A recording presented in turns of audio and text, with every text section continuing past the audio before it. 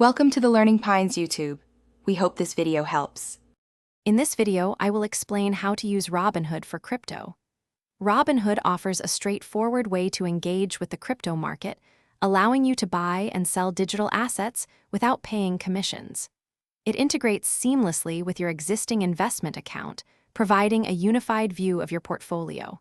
You can start trading with as little as $1, making it accessible for new investors. We will cover everything from setting up your account to managing your crypto holdings effectively. Buying and selling crypto on Robinhood is designed to be intuitive.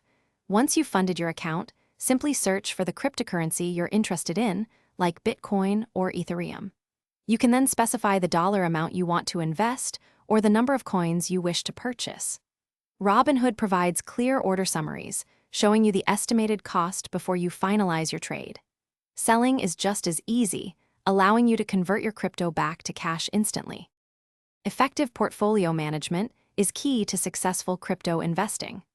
Robinhood provides a clear overview of your crypto holdings, displaying your total value and individual asset performance.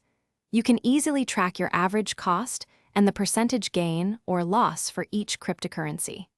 Utilize the app's features to set custom price alerts, ensuring you never miss a significant market movement. Regularly reviewing your portfolio helps you make informed decisions about buying more or selling. Security is paramount when dealing with digital assets. Robinhood uses advanced encryption and security protocols to safeguard your investments. They also offer two-factor authentication, which we highly recommend enabling for enhanced account protection. A significant advantage is the commission-free trading, meaning you keep more of your profits. While there are no direct trading commissions, be aware of potential spread costs, which are typically very small. Your funds are also protected by industry-standard security practices. Thanks for watching. Consider subscribing if we helped you.